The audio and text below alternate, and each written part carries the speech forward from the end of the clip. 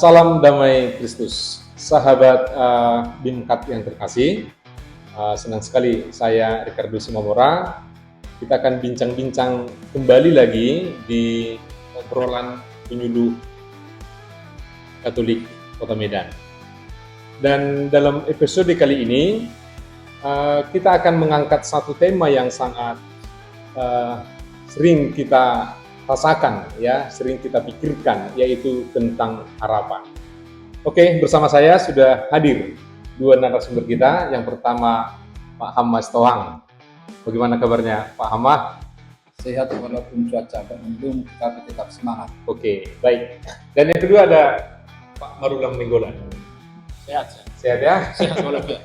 Baik, sahabat Bimkat yang terkasih. Ada satu kepastian yang selalu dihadapi oleh manusia, yaitu berharap.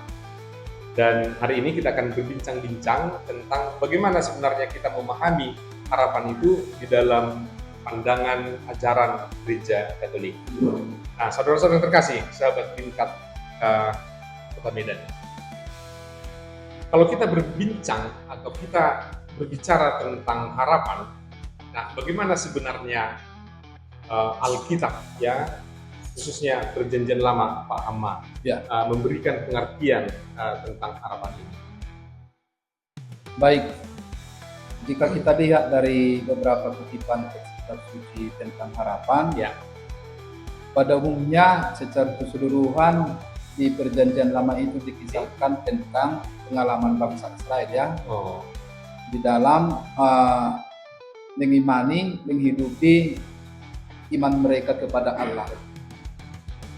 Nah, kalau kita tangkap simpulannya dari Perjanjian Lama, ternyata harapan yang dipahami oleh bangsa Israel itu adalah harapan yang berfokus pada kesetiaan Allah pada janjinya.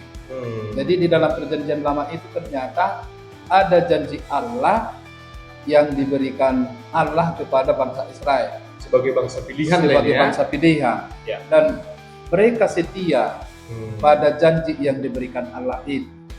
Meskipun dalam perjalanan bangsa Israel sering sekali mengalami pembuangan, ya, penindasan. Kita tahu bangsa Israel dibuang ke Mesir, ya, ditindas oleh bangsa-bangsa lain dan juga dibuang ke Babilonia, ya, Babel. Ya. Nah, di dalam hidup penderitaan dan dibuang serta ditindas itu, sebenarnya Allah bukan meninggalkan mereka. Allah tetap setia mendampingi mereka. Justru melalui pengalaman penindasan itu, Allah ingin menguji sejauh mana umat pilihannya ini tetap berharap pada janjinya. Meskipun ada riak-riak, meskipun ada tantangan, penindasan, penderitaan yang dialami, dilalui oleh bangsa Israel. Berarti bisa kita pahamilah bahwa harapan itu lahir justru di tengah penderitaan yang dialami oleh bangsa Israel. Iya, betul. Ya. Ada satu kalimat yang dalam Perjanjian Lama ini yang sangat menyentuh, ya, dikatakan seperti ini. Sebab aku ini mengetahui rancangan-rancangan apa yang ada padaku mengenai kamu.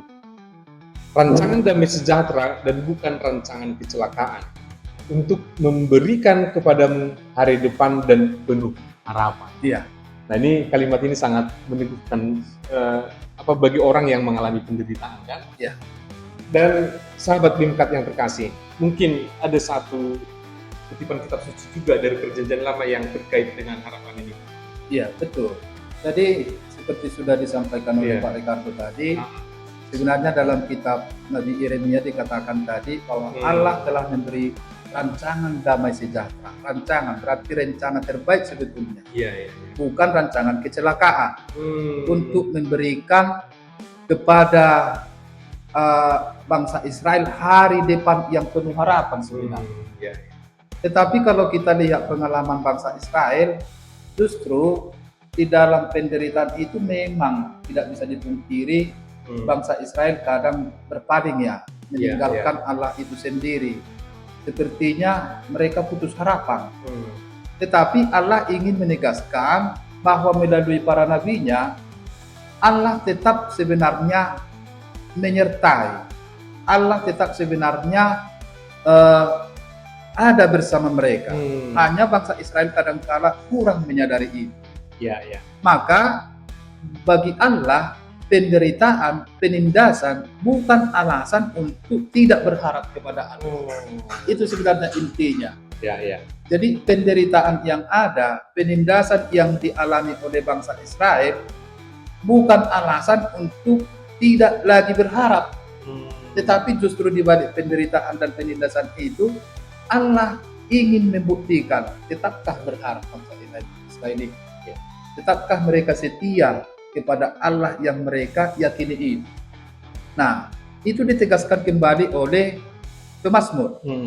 Dikatakan dalam Mazmur 42 ayat 6, mengapa engkau tertekan hai jiwaku?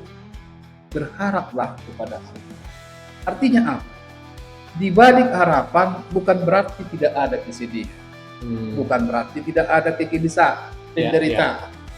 Namun Allah tetap mengajak kita untuk tetap berpaut, berharap kepadanya.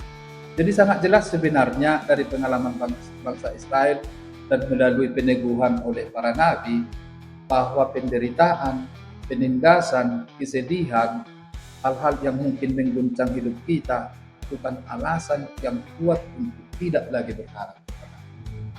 Justru di balik penderitaan itu, kita justru harus menaruh harapan yang kuat, minta pertolongan kepada Allah yang kita iman.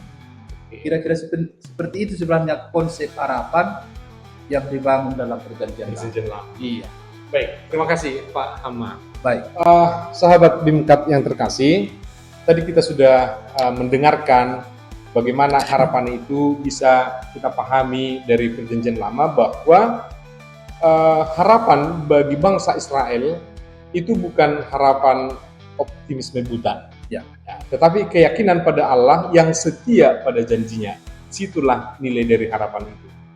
Oke, sekali lagi terima kasih Pak Hama. Dan sekarang bagaimana perjanjian baru? Nah, setelah kita memahami harapan dalam perjanjian lama, nah sekarang mari kita dengarkan bagaimana perjanjian baru menjelaskan atau memberikan definisi kepada kita tentang harapan. Dan Pak Marulam akan menyampaikannya. Oke, silakan Pak Marulam. Baik, terima kasih atas kesempatan ini Pak Ricardo ya. Jadi sahabat PPKM yang terkasih, harapan yang dibangun dalam perjanjian lama itu justru itu digenapi dalam perjanjian baru. Puncak pengharapan yang tadi dikatakan berharap berarti bukan tanpa ada kesusahan ya, penderitaan ya, tapi bagaimana bertahan dalam keadaan itu dan kesetiaan itu, dan itu dijawab oleh Tuhan melalui Yesus Kristus yang lahir, wafat, namun bangkit kembali, dan itu adalah menjadi realitas pembawa harapan bagi kita. Dan itulah puncaknya yang kemudian tegaskan, misalnya banyak sekali dalam surat-surat Katolik di Perjanjian Baru ya, misalnya di Korintus ya, Paulus mengatakan kalau tidak ada harapan akan kebangkitan, ya sia-sialah kita beriman, sia-sialah kepercayaan kita. Jadi karena adanya kebangkitan itu dan kita punya harapan yang kuat akan kebangkitan itu, maka jelaslah iman kita tidaklah sia-sia. Dan saya kira itu satu hal yang sangat menentukan bagaimana kita sebagai umat juga orang beriman menjalani hidup dengan kesusahannya, tetapi tetap ada harapan untuk hidup baik. Kira-kira begitu ya. Jadi berarti harapan itu selalu dikaitkan dengan iman. Selalu dikaitkan dengan iman. Selalu dikaitkan dengan iman ya. Jadi kalau kita beriman berarti jangan berhenti berharap. Betul. Jangan berhenti berharap. Dan juga satu lagi, kasih. Iya. Iman, harapan, dan kasih gitu ya. Dan itu diulang berkali-kali misalnya dalam surat-surat Paulus, misalnya kepada Roma, yang kita diselamatkan dalam pengharapan. Dan jika kita tidak mengharapkan apa yang tidak kita lihat, kita menantikannya dengan tekun. Jadi harapan itu menuntut adanya ketekunan, kesabaran, dan pasti akan berbuah. Surat Petrus pun demikian, surat pada orang Ibrani pun demikian, selalu mengatakan harapan adalah tembok pertahanan, sauh katanya di situ ya, sauh yang kuat dan aman bagi jiwa kita. Jadi jelas sekali bahwa harapan adalah benteng pertahanan kita dalam menjalani hidup, dan itu sudah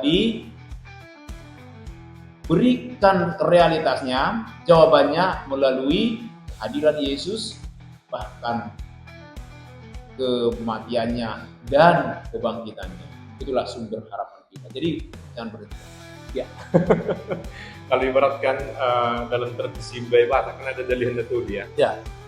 Mungkin itu bisa dikaitkan lah bahwa dalam beriman Kristen, Dali Hendatuli itu adalah iman, harapan, dan kasih. Ya. Kalau satu tidak ada, mungkin akan timpang. Ya kan? Ya, kalau betul. kita beriman, kita mengatakan kita beriman, tapi tidak berharap. Padahal tadi harapan itu adalah benteng di dalam beriman Kristiani, kan gitu ya? Harapan itu adalah benteng. Iya. Dan Itu tentunya, pertahanan kita. ketika kita memiliki harapan dan memiliki iman, tentunya amal kasih juga harus kita lakukan. Oh iya, itu Iya kan? kesatuan. Oke, baik.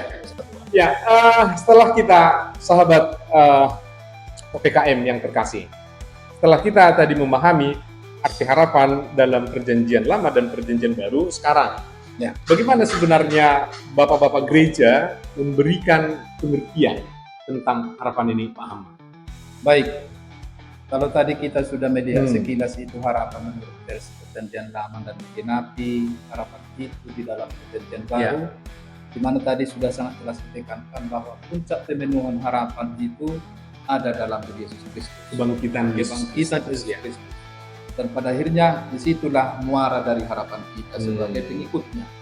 Nah, sekarang bagaimana bapak-bapak gereja melihat dan memaknai harapan itu? Sesungguhnya bapak gereja juga memberikan perhatian penting untuk harapan ini. Mereka mengatakan bahwa harapan bukan sikap tambahan ya, tetapi sesuatu yang penting sekali, dasar ya, yang hakiki. Dimiliki oleh setiap orang. Maka karena itu menurut Bapak Gereja, harapan itu merupakan kebijakan atau kebajikan teologis yang pada akhirnya membentuk inti hidup kekristenan kita. Artinya apa?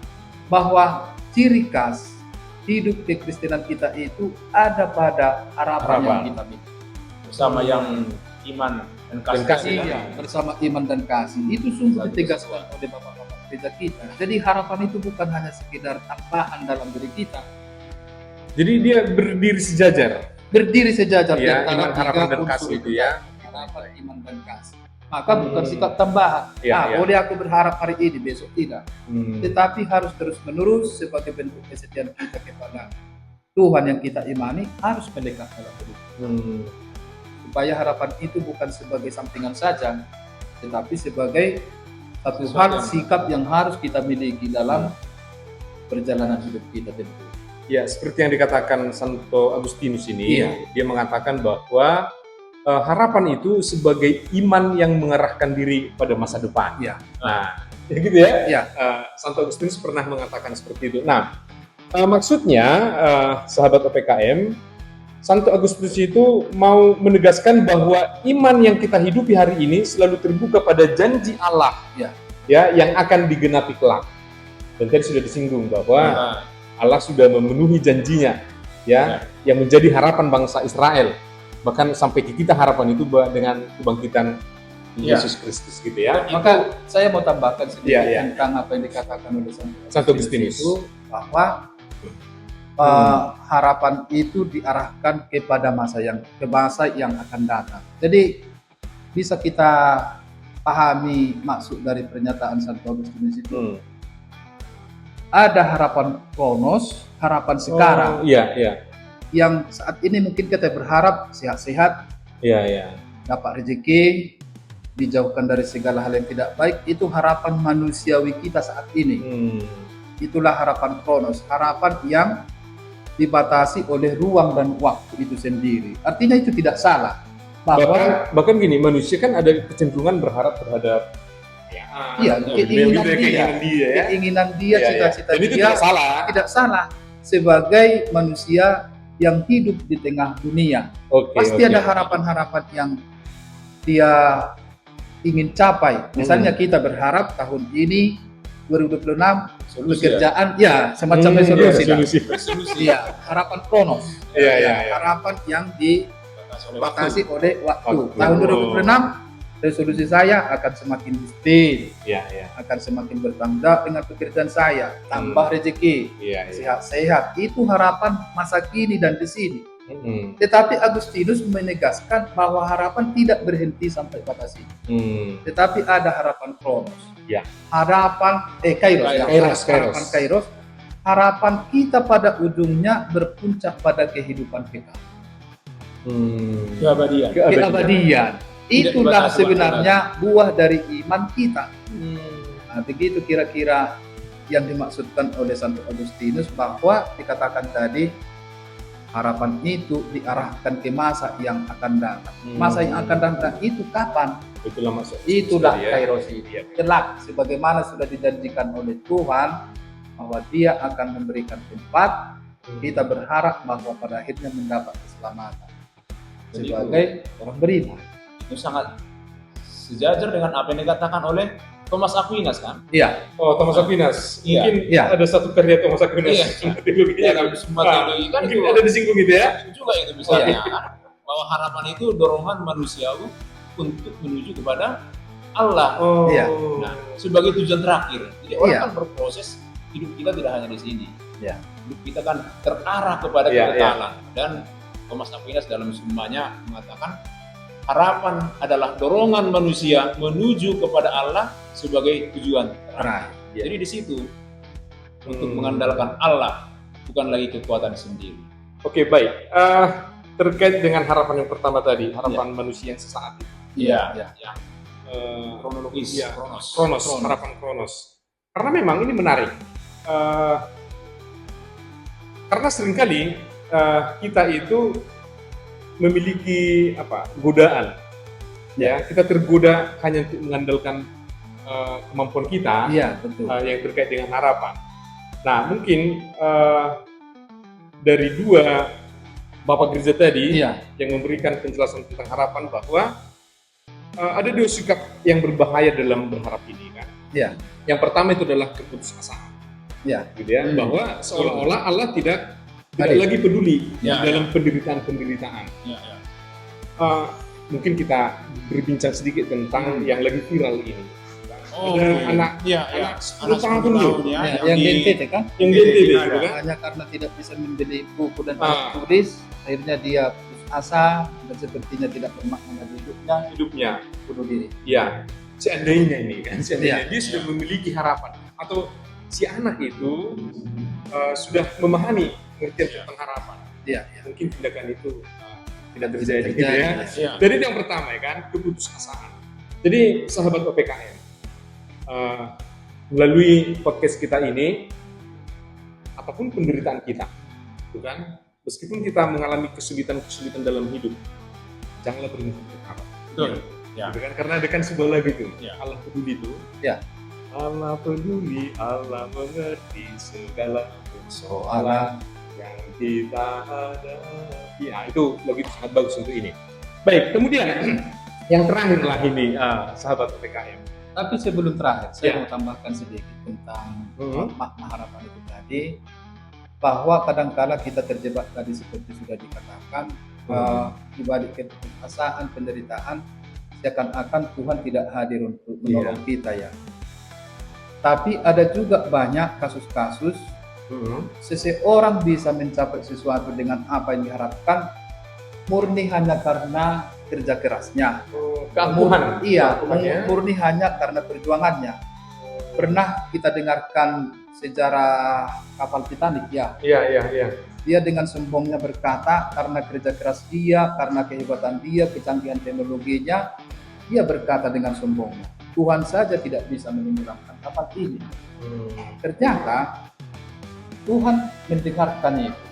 Jadi seakan-akan yang mau dikatakan di situ, dia bisa mencapai sesuatu, dia bisa memenuhi harapannya mutlak karena usaha, mutlak karena perjuangannya. Padahal sesungguhnya harapan sejati yang dimaksudkan dan diajarkan oleh perjanjian lama, perjanjian baru, dan juga bapak-bapak gereja itu, tetap kita minta pertolongan kepada Tuhan agar apapun harapan Kronos tadi, harapan Peros tadi bisa kita peroleh. Jika kita melibatkan mengundang Tuhan hadir bersama kita, itu juga menjadi penting untuk memahami dan memaknai harapan sejati itu. Oke, sedikit tambahan soal dari keangkuhan itu. Dalam refleksi saya juga sekaitan juga dengan pengalaman adik kita yang di Ngada itu itu sungguh kita prihatin dengan peristiwa itu. Turut berduka cita, juga menyesal sekali atas peristiwa yang dialami oleh adik kita itu. Tapi perlu juga digarisbawahi bahwa mengambil jalan pintas, putus asa dalam menghadapi hidup yang penuh dengan tantangan, artinya mematikan harapan, itu sebetulnya satu sikap keangkuhan juga. Oh iya, saya sepakat. Itu satu sikap keangkuhan juga. Jadi dia mencoba untuk menyelesaikan persoalan dia walaupun dengan jalan pintas Itu sikap keangkuhan juga. Jadi perlu juga kita hati-hati sebetulnya bersikap atau bertindak. Kalau kita mungkin sudah putus asa dan ingin menjalankan satu tindakan jalan pintas, itu bagian dari sikap bahwa kita tidak mengandalkan Tuhan. Itu keangkuhan juga itu. Padahal dalam harapan ini, walaupun tidak ada kepastian yang Kronos tadi, tidak ada kepastian jangka pendek bahwa akan tercapai apa yang diharapkan itu, tetapi kepastian Kairos itu ada. Itu kan? Pasti ada kepastian Kairos itu. Seperti semangat jubilium yang baru kita lalui kan, pengharapan tidak mengecewakan. Tidak mengecewakan. Jadi di mana kita selalu bertahan dalam pengharapan, pasti akan selalu ada jalan untuk menyelesaikan sebuah masalah.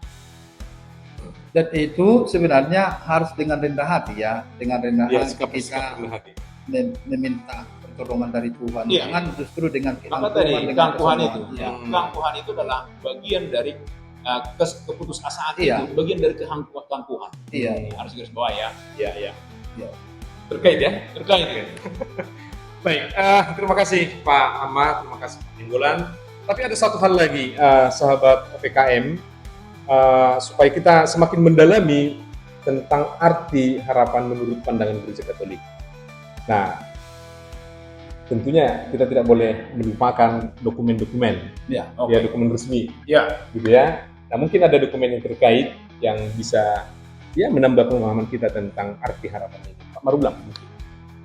Cukup banyak dokumennya. Cukup banyak dokumen Gereja Katolik yang tentang harapan ini Misalnya ada dokumen Spes Salvi dari Benediktus yang ke-16. Dari Paus Benediktus ke-16 Di situ ditegaskan bahwa harapan Kristen bukan hanya berbicara tentang masa depan, tetapi justru memberi arah dan makna bagi hidup kita sekarang. Jadi tanpa harapan yang benar, manusia tidak akan memiliki harapan, tidak akan memiliki arah, kehilangan arah. Jadi harapan itu bagaikan kompas yang bisa mengarahkan kita untuk menjalani hidup dengan segala persoalannya. Jadi spesial itu untuk memberikan harapan untuk kita, pemasukan dari Paus Benediktus ke-16. Ada satu kalimat yang menarik dari spesial ini artikel 27. Saya bacakan Kita membutuhkan harapan yang besar yang melampaui harapan-harapan kecil sehari-hari. Dan harapan besar itu dengan segala persoalan yang kita miliki datang dari itulah yang terkait dengan Kronos tadi, dengan Kairos tadi kan. Masih banyak misalnya Fratelli Tutti juga menyinggung tentang bagaimana harapan dan dalam Fratelli Tutti semua bersaudara, harapan itu memiliki dimensi sosial. Jadi harapan ternyata ada dimensi sosial. Jadi, harapan itu bukan milik pribadi saja, itu memiliki dimensi sosial. Dimensi sosial. Gimana maksudnya nih Pak? Harapan tidak boleh berhenti pada sikap batin yang disimpan sendiri, tetapi harus dibagikan kepada orang supaya mendorong orang juga untuk menumbuhkan harapan. Jadi ada persaudaraan universal Universal, yang ya. ditanamkan, yang ditumbuhkan ketika harapan itu dibagikan. Jadi Hmm. harapan jangan disimpan sebagai milik pribadi seperti seolah-olah itu harta karun pribadinya kan gitu kan. Saya Tetapi mengatakan itu pembagian kepada Saya mengatakan seperti ini, Pak Marulang. Ah. Itu menarik. Artinya harapan itu kan harus diterjemahkan dalam aksi nyata supaya berdampak terhadap orang lain kan gitu ya. harus diungkapkan. Diungkapkan ya. Dan itu sangat menarik saya pikir kalau kita hubungkan dengan tema sinodal Penanggung Medan ya. Ya, berjalan bersama. Jalan bersama Ada tiga ya. untuk mendengarkan, Mendengarkan, meneguhkan, dan dan mewartakan. mewartakan. Jadi di sini Fratelli Tutti yang menjelaskan tentang harapan berdimensi sosial ini Iya, sangat iya. menarik ya. Ketika kita misalnya menumbuhkan harapan Aha. dalam konteks sinodal ini, Iya. ya di situ kita sedang menumbuhkan harapan sosial kan, Dan mendengarkan, menumbuhkan orang Dan- yang KLMTD misalnya, Iya, kecil, iya. lemah, miskin, terpinggirkan dan sebagainya. Dan dokumen Fratelli Tutti kan dikeluarkan ini kan dikeluarkan oleh Pos Fransiskus Ya. dan sinodal ini juga dicetuskan oleh Pos Fransiskus. Betul. Jadi terkait. Baik sahabat OPKM yang terkasih, tidak terasa Pak, waktu kita sudah di ujung. Itu panjang ya. Sudah panjang. Sudah panjang. Ya, di ujung waktu ya. Dan sebagai refleksi lah mungkin nanti silahkan ada kata-kata statement ya dari Pak Ahmad dan juga dari Pak Ya. Nenggolan. Tapi saya ingin menyampaikan kepada sahabat OPKM, ketika kita menyaksikan krisis moral di sekitar kita atau merasakan polarisasi politik, ya putus asa, sikap intoleransi yang sering terjadi kita lihat, sehingga terjadi perpecahan antara saudara itu kan, dan juga ada kesenjangan sosial yang selalu kita lihat di lingkungan kita ini, bahkan ekonomi, ya kesenjangan ekonomi. Nah, situasi seperti ini kadangkala membuat kita kehilangan harapan. Ya kadang-kadang kita dengan situasi seperti itu seperti hilang harapan itu, ya kan? Nah, maka kita harus tidak boleh menjadi apatis dalam situasi seperti ini ya. Jangan sampai jatuh ke dalam keputusasaan. Betul. Justru di dalam situasi seperti itulah kita harus mengandalkan kehadiran Allah. Demikian yang bisa saya sampaikan sebagai bahan refleksi atas perbincangan kita, dan obrolan kita ini akan ditutup dengan statement terakhir dari dua narasumber kita. Oke, silakan dari Pak Nenggolan lah duluan.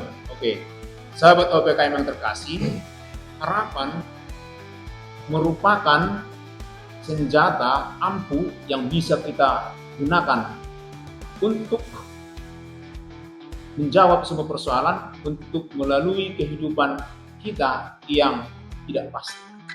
Maka jangan berhenti berharap. Terima kasih. Saya juga mau tambahkan sahabat PPKM bahwa ketika kita kehilangan harapan, maka kita akan kehilangan segalanya. Mungkin ada situasi, ada keadaan yang membuat kita putus asa.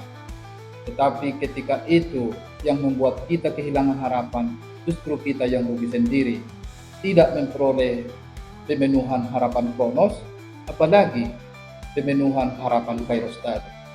Maka saya sepakat, jangan pernah sekali-sekali berhenti berharap kepada Tuhan. Meskipun kita dalam keadaan susah, dihadapkan dengan berbagai bentuk derita, justru disitulah diuji sejauh mana kita setia berharap kepada Tuhan yang kita imani. Berharap berarti selamat. Terima kasih. Baik, terima kasih atas statement terakhirnya. Sahabat OPKM yang terkasih, demikianlah yang bisa kami sampaikan terkait tentang harapan. Semoga dengan obrolan kita di podcast ini kita mengawali, menjalani kehidupan kita ini dengan penuh berharap kepada Allah. Sampai jumpa di podcast selanjutnya. Terima kasih. Terima kasih. Salam.